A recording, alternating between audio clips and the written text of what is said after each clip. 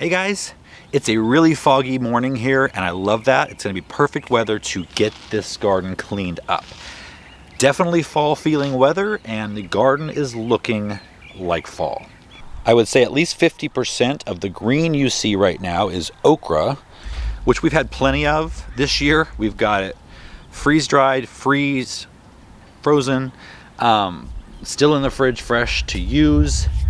And the pods are just going crazy here. We've still got tons of pods on them. I'm done. Most of the zucchini are too diseased to keep. There might be a couple that we can salvage, and I'll show you how to do that if you've still got some life left in them and some time left in your season. Peppers need to be harvested and pruned. Butternut squash needs to be harvested and probably taken out. Tomatoes need to be cleaned up. There's a lot to do today. So I'm just going to take you along with me, kind of walk you through what I'm doing and how I do it, and hopefully that helps. Let's get to work. So the first thing I'm going to do is something that gives me the best results or the most visual results right off the bat, and then it kind of clears the way for everything else and lets me see what's going on. So I'm going to get rid of the okra, all the okra in the whole garden first. Okra leaves and zucchini leaves irritate my skin. How about you? So I've got gloves. Let's do this.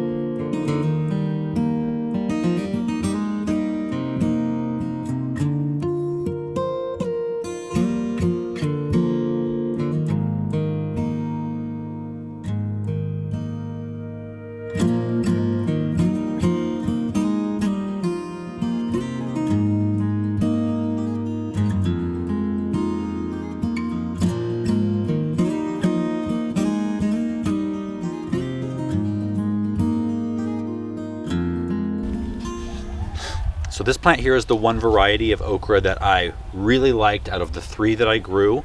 I grew Annie Oakley, Cajun Pride, and of course this one that I actually liked. I can't remember the name offhand. I'll put it on the screen. So I'm going to leave this plant here because it is already starting to make some, well, the fruits turn into seed pods pretty quickly with okra, but we've actually got some drying here. And because this is a small, compact plant, it's not going to get in the way of my fall planting while I let this continue to produce a few more pods and let them dry on the plant. This is what the seed pod looks like when it's ready to harvest. It's dry and it almost starts to bust at the seam. Now I'm going to tackle some of the diseased zucchini. And this one is actually still producing, even though there's a lot of leaves that have mildew and some aphid issues. I think we can clean this up, and because I've got another possibly month, maybe even two, where zucchini can produce here, I'm going to give it a chance. So first things first, I'm just going to start following the trunk that comes out of the ground and just cutting these leaves off, all the old leaves that are diseased. If you have any mildew on the leaves or any kind of fungal disease, do not add it to your compost unless you have a really hot compost bin. If not, if you do cool composting, these need to go in the trash.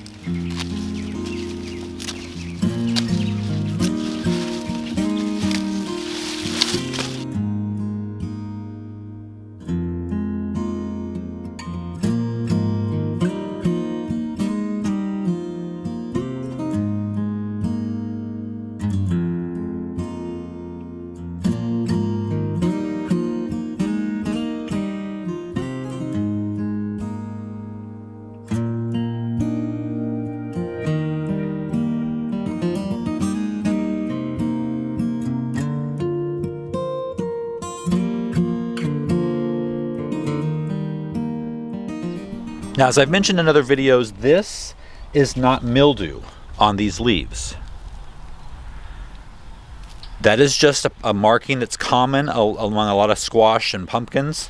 Mildew is going to be kind of tiny little dots, like someone took baby powder and kind of sprinkled it on your leaves, and then those little dots will begin to grow. They won't be in a pattern like these are. So I'm going to go through and do all of the zucchini plants the same way I just did. I won't make you watch that, but take a look at this eggplant. This was planted, or this was actually cut back about 2 months ago. I had severe aphid issues and even some spider mite damage, and I cut all of it off down to bare stubs. And now in 2 months, it's grown back with lots of beautiful, lush growth. I've even got some fruits on there. Well, we're losing our cloud cover, but I do have all of the zucchini and yellow squash cut back, and things look so much better. And they might look like they're laid over and kind of all wonky, but I did reposition some in the beds.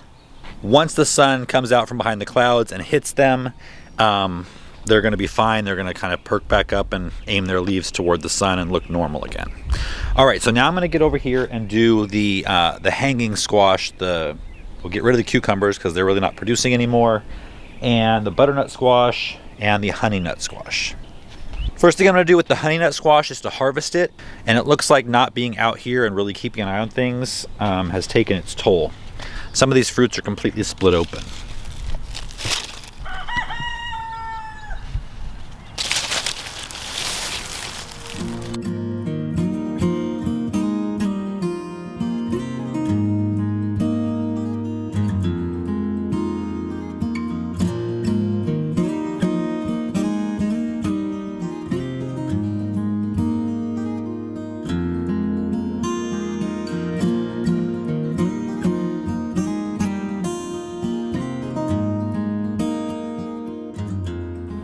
When it comes to annual flowers like this zinnia here, it's actually doing really well, so it's going to stay until it's not.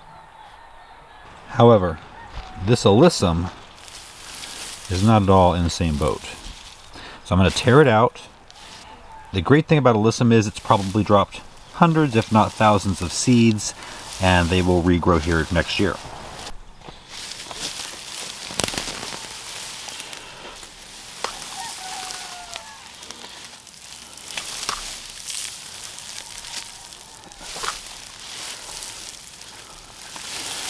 Now, this pepper plant was completely entangled in here and got pulled out with it. But that's okay, because I'm going to show you peppers in just a minute. And we'll figure out what to do with this.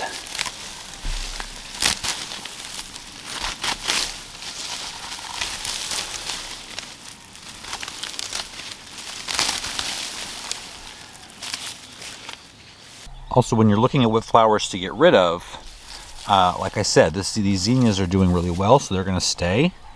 This plant here, though, looks like it's dead, but this is a perennial. This is an Echinacea, so it's going to stay just like this over the winter, and it'll be back in spring, so don't pull that out. Now, Thai basil is usually grown as an annual. However, in zone 10 or 11, it can overwinter. You can cut it way back, and it will come back in the spring, or it might even just grow slowly all winter long. Now, while I am possibly zone 10, it could also be zone 9B. So this may or may not work for me. This is my first year here. I have been through one winter. The frost was more than I was used to, but probably very light compared to most places. So I'm just going to give this a little bit of a trim, get these dead flowers off of here. It still looks good otherwise. And we will see what happens this winter. Hopefully it'll live. All right, now it's time for these cucumbers and butternut squash and spaghetti squash. Some of these, like this cucumber, just looks so awful. It needs to go. However, there is something in here that has put out a fresh bit of growth since the weather cooled down a little bit. So I'm gonna have to trace back and see what that is, and hopefully be able to leave that. It's trying to produce some more, so I will let it. I'll give it another month or so. But otherwise, This bed needs severe work.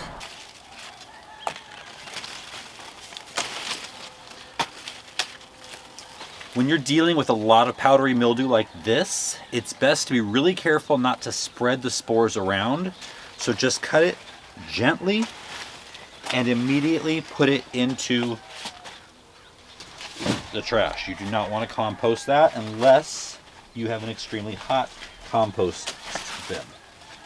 A lot of people take out their mulch before they do all this cleanup.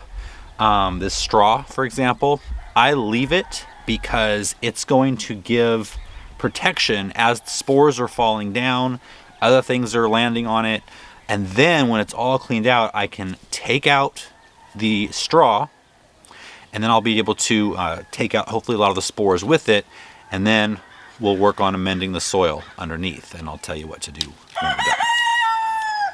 And I'll tell you how to do that once we've got all this cleaned up.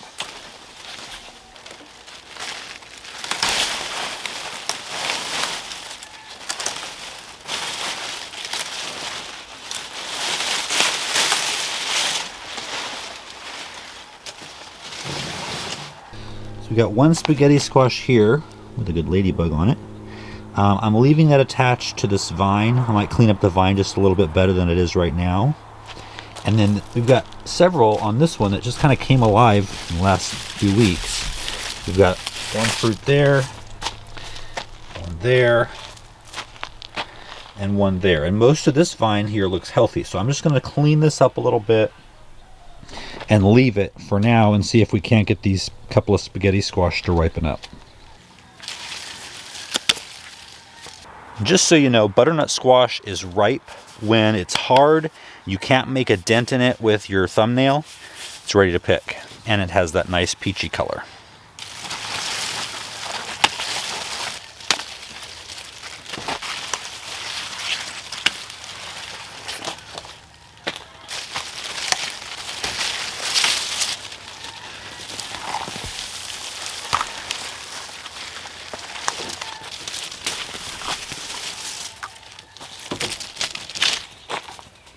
Also, when it comes to pumpkins, if you want to get them to speed up their ripening, just cut the leaves off that are blocking the sun. Let that sun in there and do its job. So we've got work to do on these peppers. First we got to harvest them, and then we can get in here and see what we need to do for the overwintering. Now, I did a video on overwintering peppers that has remained popular even though it's a couple years old, so I will put a link to that down below. Now, maybe you didn't know that you could overwinter peppers, or maybe you're living in a cold winter climate and you're thinking, well, that's not for me. That might be for you living in California. I must tell you, I have viewers all the way up in northern Canada who have successfully made this happen. So check out that link down below. Don't throw your peppers away this year, especially when you live in a cold winter climate, because typically your winters are probably long, which means your growing season for peppers is probably short. So if you don't have to start the seed and wait for it to grow, and next year you can start off with a ready plant, just speeds things up for you.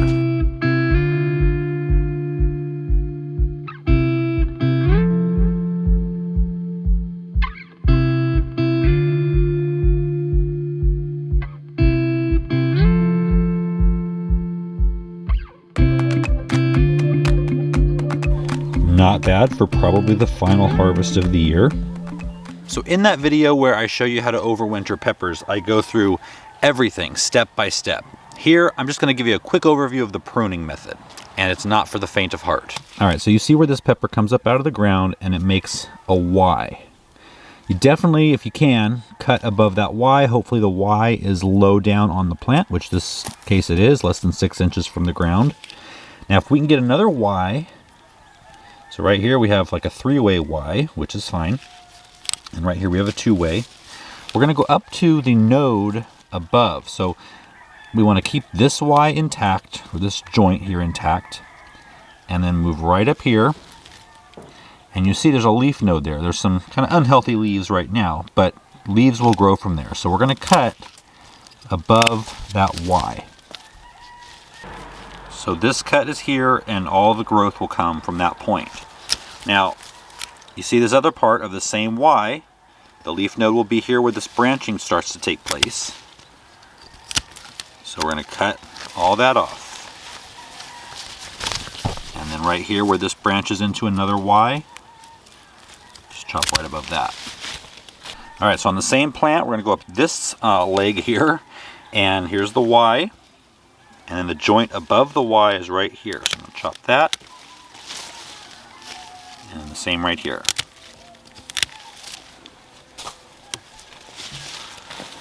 So, that is what we have left of our pepper plant. So I'm gonna take care of the rest of these, and I'll come back and show you what it looks like when it's done. I'll just grab a quick before shot here.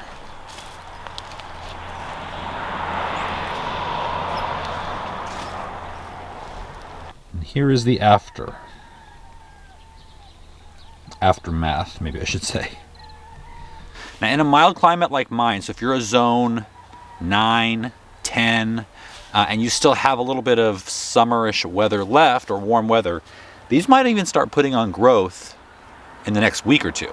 And they could leaf out and grow slowly all winter long. And that's totally okay.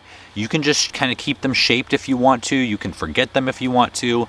They need to have a little bit of water and protection if there's any frost at all. Now, if you go to that video that I was talking about and you live in a colder climate, so zone 8 and below, you'll find out what to do with these. You need to bring them inside, possibly a sunny window, possibly a grow light, but all that information is in that video.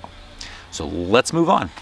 And of course, we don't want to forget to rake up all of the debris, the cuttings, all the diseased leaves out of the paths, and get rid of the diseased leaves into the trash, and you can compost anything that is not diseased. Again, unless you have a hot compost bin, that should take care of the disease. So that brings us to the tomatoes. Now we still have a good 2 months, maybe even 3 left of tomato season here. Now that's not to say that in November and December it's producing like it did in summer. It's not. But since we have little to no frost, the plants aren't going to be killed by frost, most likely. So really it's just a matter of when I take them out in December or January to get the beds ready for next year. Now I get a lot of questions for people who live in mild climates. Should I grow tomatoes year after year? If I don't get frost and they don't get killed, can I just keep them growing? That, in my experience, hasn't worked well. Cherry tomatoes are a little bit different. You can cut them way back and they will continue to grow the next year and maybe be as productive as they were the year before. I haven't found that the case with others. And it's so easy to start tomatoes and they grow so fast that just start a fresh plant, have it strong and ready for the new year. I'm not going to mess with the indeterminate tomatoes too much. I might go in and clean them up a little bit, take off some of the dead and diseased leaves.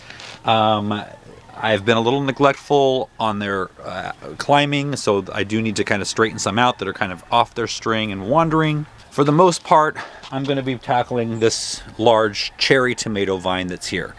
And really, I'm just going to start hacking. There's no rhyme or reason to how I'm going to do the pruning other than I want my path clear again, and right now it's completely overgrown with tomatoes. So let's start there.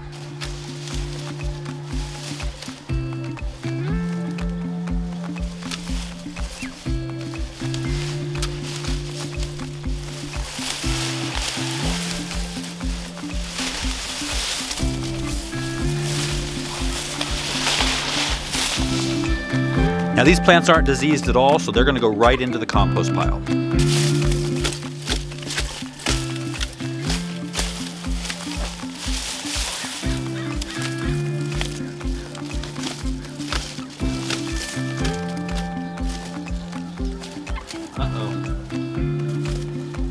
So we're just cleaning off the dead branches. But I think fried green tomatoes might be on the menu tonight.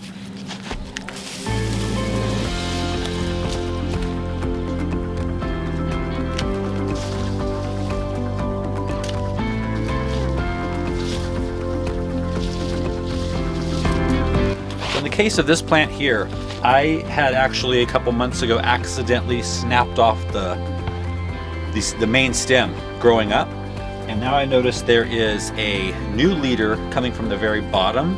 So I chopped off the old one right at that new leader, and now I'm going to train that new leader up the string.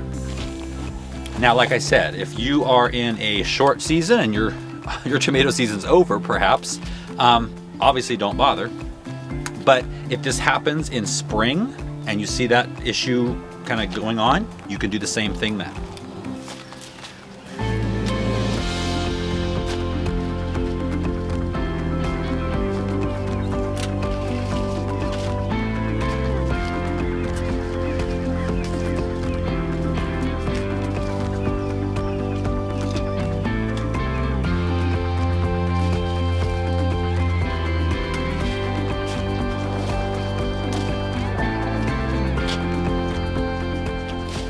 All right, the tomato vines are all pruned up.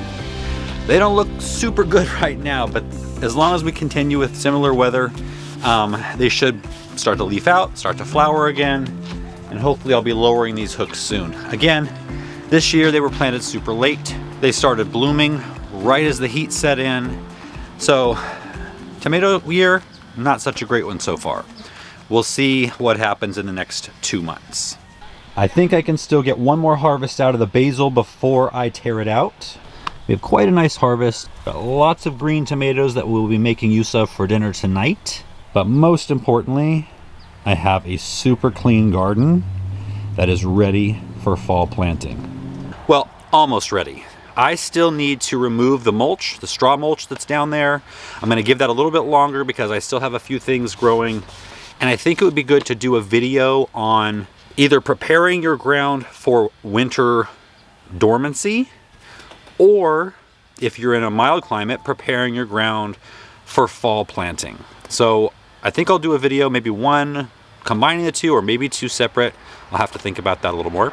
Let me know down in the comments if this video was helpful and if either of those upcoming mentioned videos would be helpful. If you learned something, give the video a thumbs up, please. I'd really appreciate it. Share this with a friend. Consider subscribing if you haven't already, and I'll see you guys next time.